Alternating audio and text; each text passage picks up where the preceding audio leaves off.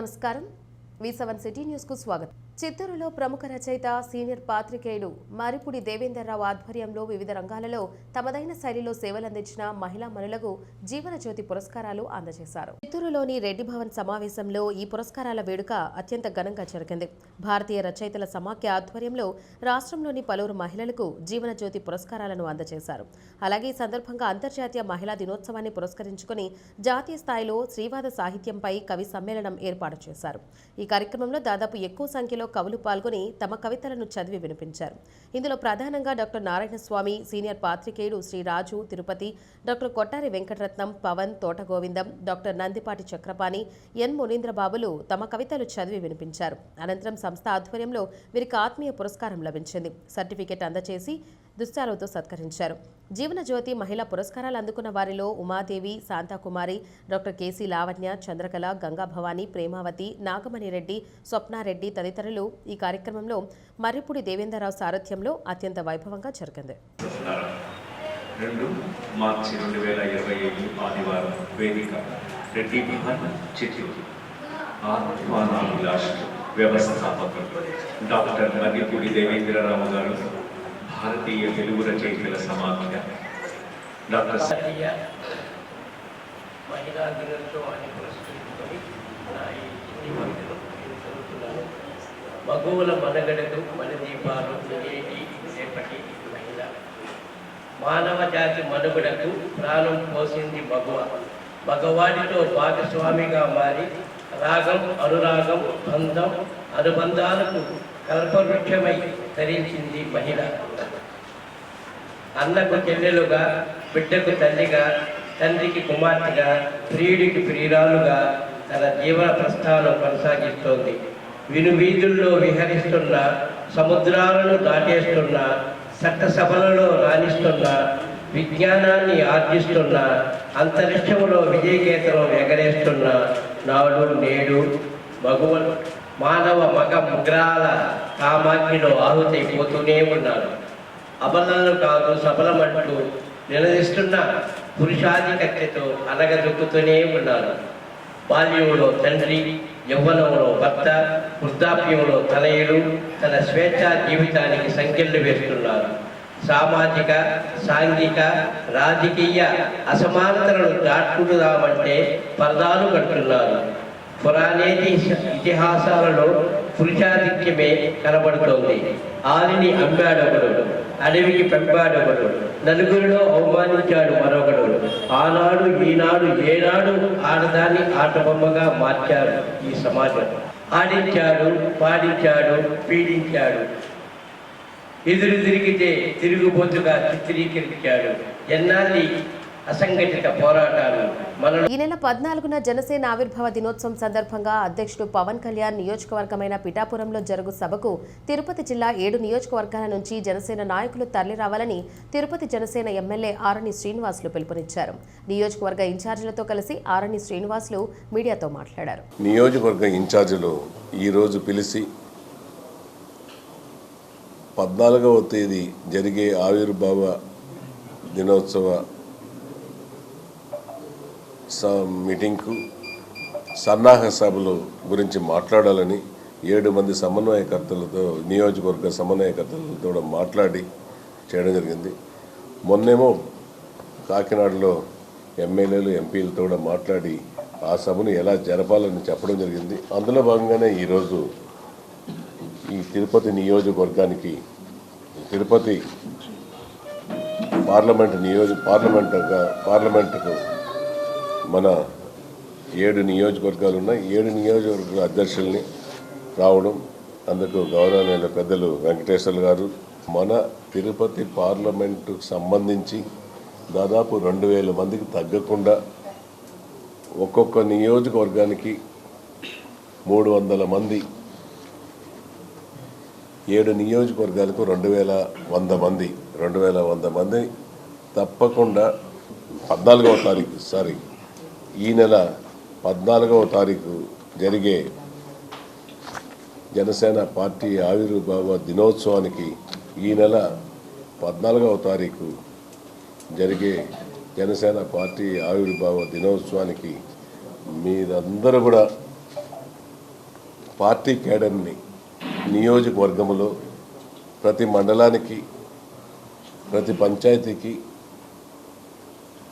అదేవిధంగా మున్సిపాలిటీలలో ప్రతి వార్డుకు, కార్పొరేషన్ పరిధిలో తిరుపతిలో 50 డివిజన్లు ఉన్నాయి. 50 డివిజన్లో జనసేన పార్టీ నాయకులు, వీర మహిళలు, అదేవిధంగా 7 నియోజకవర్గాల్లో జనసేన పార్టీ నాయకులు, వీర మహిళలు కూడా 300 మందికి తగ్గకుండా ప్రతి నియోజకవర్గానికి 2100 మంది తప్పకుండా ఈ నెల పిఠాపురంలో 14వ తేదీ జరిగేవి. పిఠాపురంలో 14వ తేదీ జరుగుతుంది. పవన్ కళ్యాణ్ గారు అధ్యక్షత వహించి ఆయన మనకు సలహాలు, సూచనలు, పార్టీ యొక్క గురించి మాట్లాడతారు. అవన్నింటినీ కూడా మనం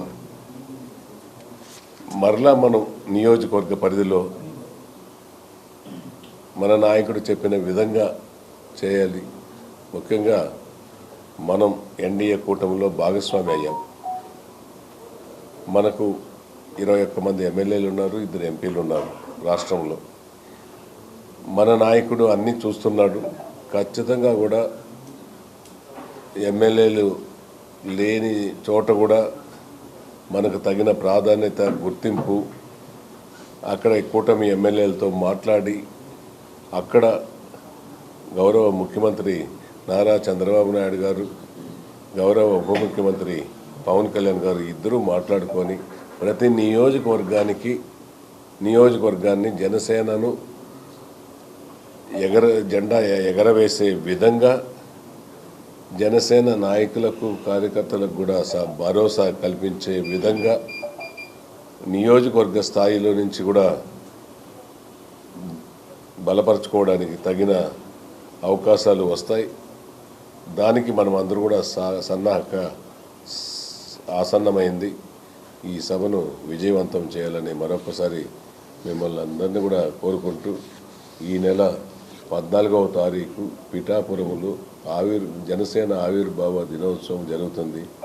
ఉదయం 14వ తారీఖు మార్చి 14 ఉదయం 10 గంటలకంతా ప్రతి ఒక్కరూ జనసేన సైనికులు, నాయకులు, వీర మహిళలు అందరూ కూడా తప్పక హాజరు కావాలని మిమ్మల్ని కోరుకుంటూ ఈ యొక్క సందేశం తిరుపతి జిల్లా మొత్తం కూడా మీ 7 మంది ఇన్ఛార్జీల ద్వారా మీ పరిధిలో ఉన్న ప్రతి నియోజకవర్గాల పరిధిలో ఉన్న ప్రతి మండలాలు, ప్రతి మున్సిపాలిటీలకు ఈ యొక్క మీటింగ్కు వెళ్ళాలనేసి, సన్నాహం చేయాలనేసి మిమ్మల్ని కూడా కోరుకునే దానికి ఒక్కసారిగా రమ్మంటూ మీకు కూడా తెలియజేద్దామనేసి కూడా ఈ యొక్క మీటింగ్ కూడా ఏర్పాటు చేసుకోవడం జరిగింది. దీనదయాళ్ ఉపాధ్యాయ గ్రామీణ కౌశల్య యోజన పథకం కింద గ్రామీణ ప్రాంతాలలో చదువుకున్న నిరుద్యోగ యువతీ యువకులకు 3 నెలల ఉచిత శిక్షణ, 100% ఉద్యోగ అవకాశం కల్పిస్తూ శిక్షణా తరగతులు నిర్వహిస్తున్నట్లు A2BD UGKY skills academy principal కొండ మురళీమోహన్ తెలిపారు. తిరుపతి ప్రెస్ క్లబ్లో సోమవారం ఉదయం జరిగిన విలేకరుల సమావేశంలో ఆయన మాట్లాడారు. స్వయం ఉపాధి పథకం కింద టు ది స్టూడెంట్స్ ఎవరెవరైతే 10th passed out or inter fail అట్లా ఉంటారో వాళ్ళ కోసం అని చెప్పని కోర్సెస్ కండక్ట్ చేస్తున్నాము with the type of A2B, that is Adyar Anand Bhavan వాళ్ళ తరపున నుంచి. ఈ కోర్సులో వచ్చి మనకు కెప్టెన్స్కి యాజ్ వెల్ as కౌంటర్ సేల్స్కి 2 కోర్సెస్, 3 నెలల కోర్స్ అన్నమాట ఇది. దీనికి సంబంధించిన ప్రతి స్టూడెంట్కి గాను ఉచిత విద్య యాజ్ వెల్ as వాళ్ళకి అకామిడేషన్, ఫుడ్, యూనిఫామ్స్ అన్నీ మనమే ప్రొవైడ్ చేస్తాము. 3 months తర్వాత వాళ్ళకి 100% జాబ్ గ్యారంటీ ఉంటుందన్నమాట. మన అవుట్లెట్స్ టోటల్గా ఉండే 170 అవుట్లెట్స్లో గాను వాళ్ళని ఎక్కడ ఒక దగ్గర మేము ప్లేస్ చేస్తామన్నమాట. ఇది పర్టికులర్గా only for rural students, those who are outside, అంటే ఇప్పుడు గ్రామీణ ప్రాంతాల యువతకి సపోర్ట్ చేయడం కోసం ఈ కోర్స్ అన్నమాట. సో ఇది 100% job guarantee as well as 3 months మనం ఫుల్గా వీళ్ళకి అకామిడేషన్ అండ్ ఫుడ్ ఎవ్రీథింగ్ మనం ప్రొవైడ్ చేస్తాం. ఓకే, ఈ ఇన్ఫర్మేషన్ అందరికీ ఇవ్వాలని చెప్పి నేను ఈరోజు ప్రెస్ మీట్ పెట్టాము. So thank you. సో సంబంధించిన వాళ్ళనే ఎలిజిబుల్ అన్నమాట. సో మున్సిపాలిటీకి సంబంధించిన వాళ్ళు నాట్ ఎలిజిబుల్. ఇంకా వాళ్ళు 10th certificate and caste certificate ఉంటే caste certificate, bank passbook and ration card or caste, అది డిపెండ్ ఆన్ స్టూడెంట్. దీన్ని బట్టి లాంచ్ చేయించాము పాంప్లెట్, సో అందుకని ఈరోజు ప్రెస్ మీట్లో ఇస్తున్నాం.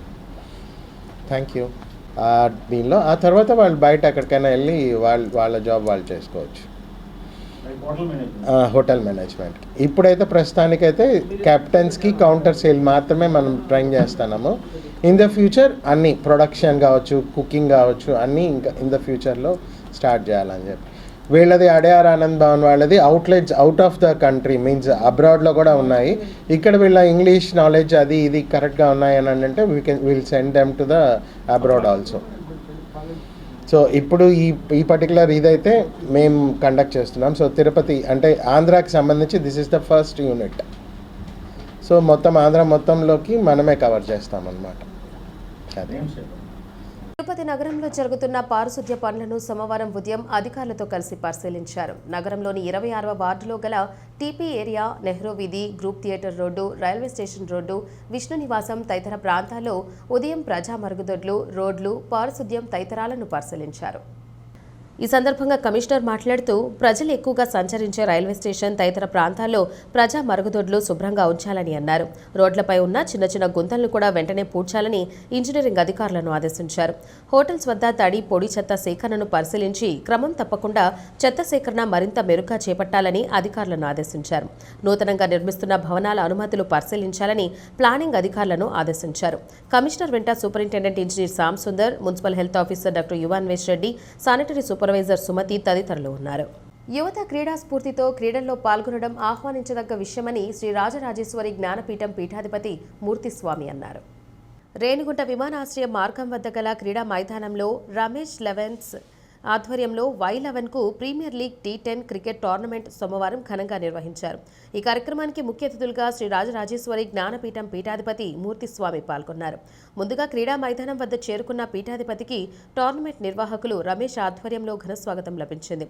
మూర్తిస్వామి క్రీడాకారులను ప్రోత్సహించే విధంగా టోర్నమెంట్ వీక్షించిన తరువాత విజేతలకు బహుమతులు అందజేశారు. ఈ టోర్నమెంట్లో ఫైనల్స్లో తలపడ్డ రచ్చరంబోలా, వైజాగ్ లెవెన్స్, చోటా లెవెన్స్లో విజేతగా నిలిచిన చోటా లెవెన్స్ సభ్యులకు కప్పుతో పాటుగా ₹1,00,000 బహుమతిని శ్రీ రాజరాజేశ్వరి జ్ఞానపీఠం ఆలయం వద్ద ప్రత్యేక పూజలు చేసి ఆశీర్వదించి అందజేశారు.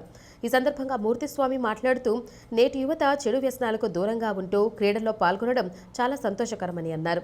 ఈ టోర్నమెంట్ నిర్వహించిన నిర్వాహకుడు దామినేడు 10వ వార్డు మెంబర్ రమేష్ను ప్రత్యేకంగా అభినందించారు. ఈ కార్యక్రమంలో ఎలైట్ హాస్పిటల్స్ అధినేత Koduru Balasubrahmanyam, dollars group in-charge Somu, జట్టు captain Jashwanth, vice captain Vamsi తదితరులు పాల్గొన్నారు. ఈరోజు జరిగిన ఒక పోటీల్లో మన చోటా లెవెన్స్ గ్రూప్ వాళ్ళు విజేతలు గెలిచారు.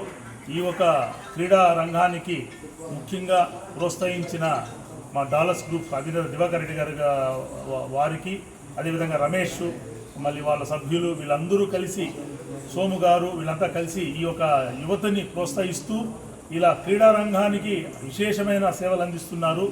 ఇది మన ఇప్పుడుండే ఒక జనరేషన్లో పిల్లలు మొబైల్స్కి, ఈ యొక్క గేమ్స్కి అడిక్ట్ అయిపోయి చాలామంది వెనకబడిపోతున్నారు. ఇలా యువతని ఇలా క్రీడా రంగం ఉత్తేజపడే విధంగా ఇలాంటి క్రీడా ఆటల వల్ల ఎంతోమంది యువజనానికి, యువతకి ప్రోత్సహిస్తున్న వీళ్ళందరికీ ఇంకా ఎన్నో విజేతాలు రావాలని, ఇలాంటి ఎన్నో బహుమతులు గెలుచుకోవాలని పరిపూర్ణంగా ఆశీర్వదిస్తున్నాను. ఈ ఒక టీం సభ్యులందరికీ నేను శుభ వందనాలు తెలుపుతున్నాను. జై శ్రీరామ్. అర్హత ఉన్న ఉద్యోగికి పదోన్నతి కల్పించాలని తిరుపతి నగరపాలక సంస్థ కమిషనర్ మౌర్యను ప్రజా సంఘాల నాయకులు కోరగా అందుకు కమిషనర్ స్పందించకపోగా దళితుల నాయకుల పట్ల నిర్లక్ష్యంగా వ్యవహరించిన ఆమెపై చర్యలు తీసుకోవాలని ఆల్ ఇండియా అంబేద్కర్ యువజన సంఘం రాష్ట్ర అధ్యక్షులు చింతమాకుల పుణ్యమూర్తి డిమాండ్ చేశారు. సోమవారం తిరుపతి ఎస్పీ కార్యాలయం ఎదుట మీడియాతో ఆయన మాట్లాడారు. దళిత మహిళా గారికి మున్సిపల్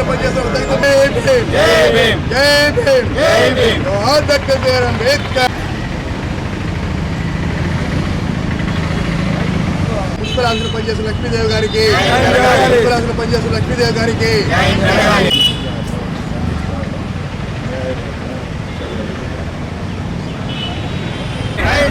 లక్ష్మీదేవి గారికి, లక్ష్మీదేవి గారి నాయకి, జోహార్ డాక్టర్ బిఆర్ అంబేద్కర్, జోహార్ డాక్టర్ బిఆర్ అంబేద్కర్, జోహార్ డాక్టర్. మీ అందరికీ కూడా తెలిసిన విషయమే.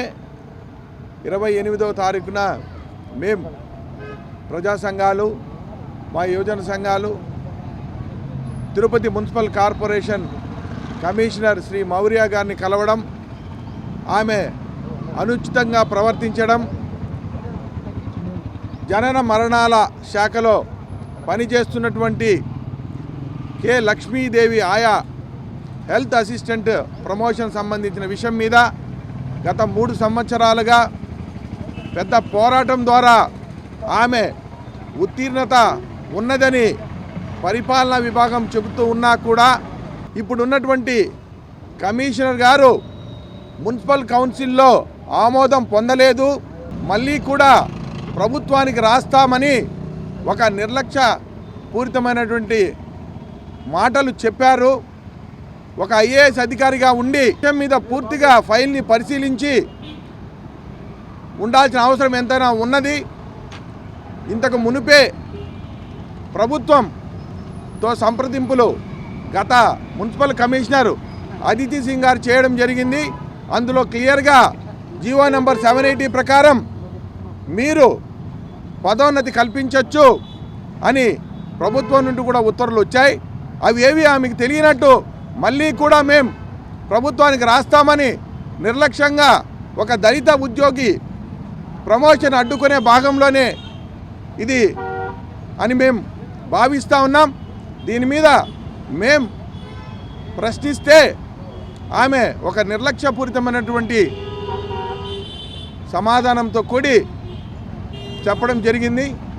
దాని మీద ఈరోజు మేము ఇది పూర్తిగా క్యాస్ట్ డిస్క్రిమినేషన్, రేషియల్ డిస్క్రిమినేషన్, ఒక న్యాయవాదిగా ప్రజా సంఘాల నాయకులుగా మా జాతికి సంబంధించి జరిగినటువంటి అన్యాయం మీద మేము ఆమెని అడిగే పరిస్థితుల్లో ఆమె మమ్మల్ని మా యందు నడుచుకున్నటువంటి తిరుపతి నగరపాలక సంస్థ కార్యాలయంలో సోమవారం నిర్వహించిన డైలీ వర్క్ కమిషనర్ ప్రజా ఫిర్యాదుల పరిష్కార వేదికకు 52 వినతులు వచ్చాయని కమిషనర్ మౌర్య తెలిపారు. సోమవారం నగరపాలక సంస్థ కార్యాలయంలో డైలీ వర్క్ కమిషనర్ ప్రజా ఫిర్యాదుల పరిష్కార వేదిక కార్యక్రమం నిర్వహించారు. ఫోన్ ద్వారా 18 మంది తమ సమస్యలు తెలపగా 34 మంది నేరుగా వచ్చి వినతులు సమర్పించారు.